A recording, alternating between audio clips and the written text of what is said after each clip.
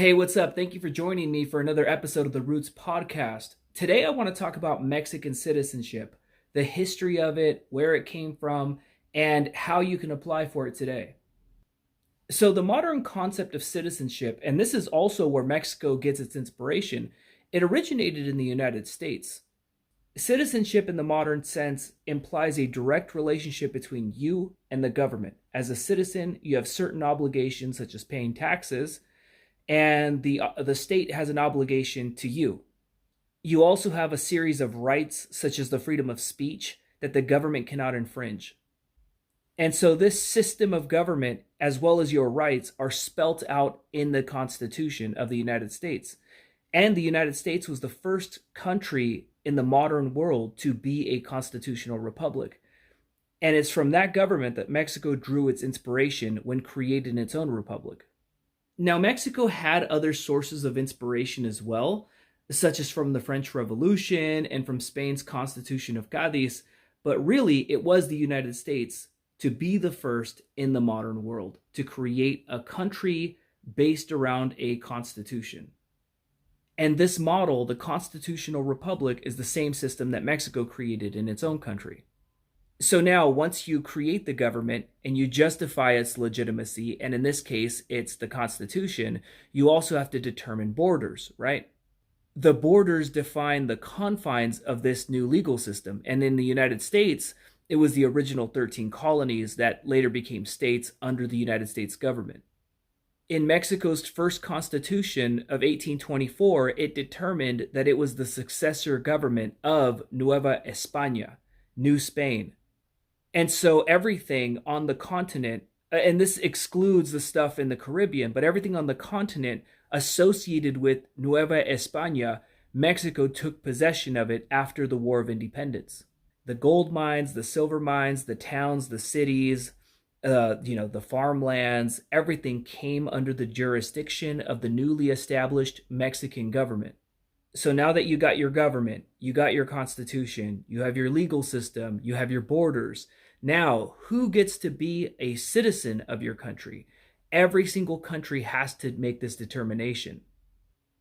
And so every country in the world builds in some level of exclusivity when determining who gets to be a citizen of the country. In the United States, for example, in 1790, the United States passed a law that you had to be a free white person in order to seek American citizenship. Mexico had its own forms of exclusivity. In Mexico, there was no concept of freedom of religion.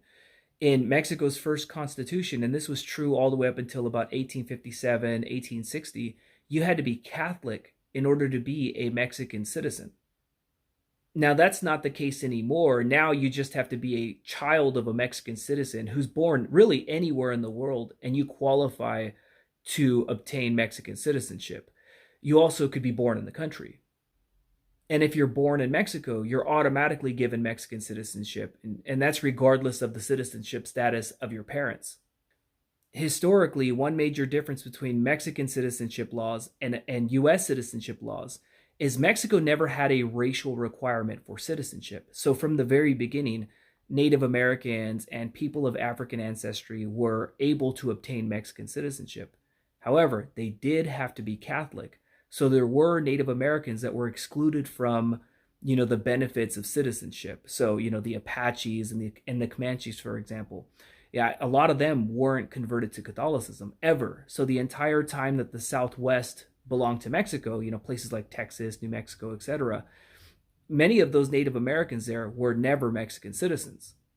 And so this requirement to be Catholic in order to be a citizen, that originated from the times of Nueva España. Prior to independence, in order to be a citizen within the Spanish Empire, you had to be Catholic, otherwise you'd be expelled. And so citizenship within the Spanish Empire had two major requirements. One, you had to be loyal to the Spanish king, the King of Spain, the monarchy. You also had to be Catholic. And so after independence, you no longer had to be loyal to the King of Spain, obviously. You now had to be loyal to the Republic, but you still had to be Catholic. Because remember, the Mexican War of Independence was not against the Catholic Church. The Mexican War of Independence was a war against, the governing regime of Mexico City that was under the control of the Peninsulares. the goals of independence. There were various groups with various goals, but ultimately the type of government that Mexico settled on was the republic. Really, it was up until about the 1850s, the Mexican War of Reform that happened around 1855, that Mexico struggled to have a national identity. Up until about that time, there were people that still remembered being Spanish citizens. So the concept of being a Mexican citizen was hard to adopt for many people. And there were millions of native people who did not speak Spanish, and they did not have any feelings of camaraderie with the national culture at all. Really, the only thing that brought people together was Catholicism. Now, after the Constitution of 1857, Mexico changed its citizenship laws, so you no longer had to be Catholic.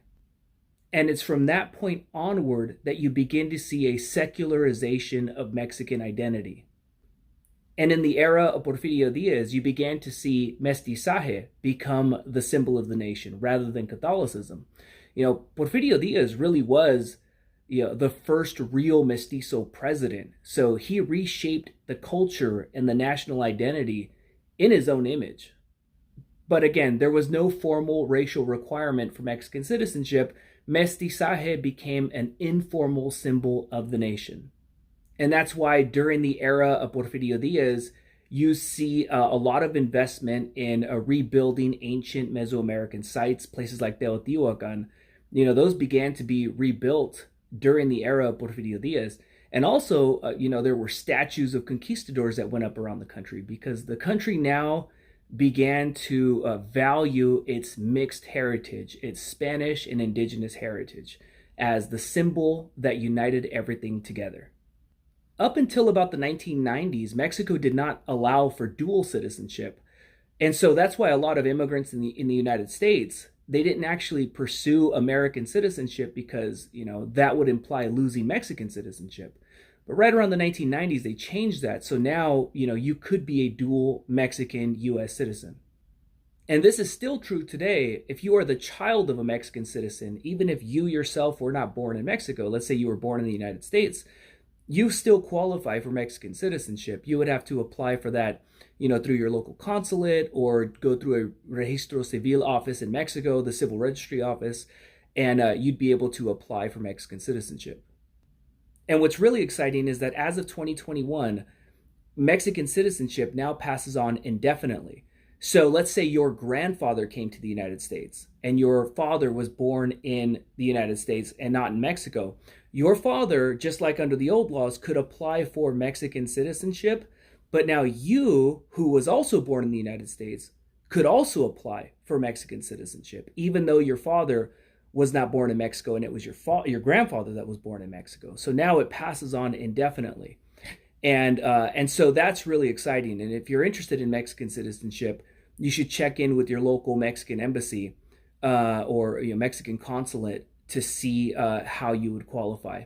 You could also check in with a registro civil office back in Mexico. So if your family's from Jalisco or something, go check in with the local civil registry office in Jalisco, and you could also see if you could apply for Mexican citizenship there. But remember, your parent would have to apply first before you. So you have to make sure you're following in the correct order. It doesn't skip. Like you can't just go, oh, my grandpa was born in Mexico, I want Mexican citizenship. You would have to, first have your parents apply, your father or your mother or both, have them apply for Mexican citizenship, and then you would apply through them. But again, check in with your local consulate or the registro civil office for more information about that. So I'm going to go ahead and end the conversation right there, but I'll see you all again next week. All right, peace out.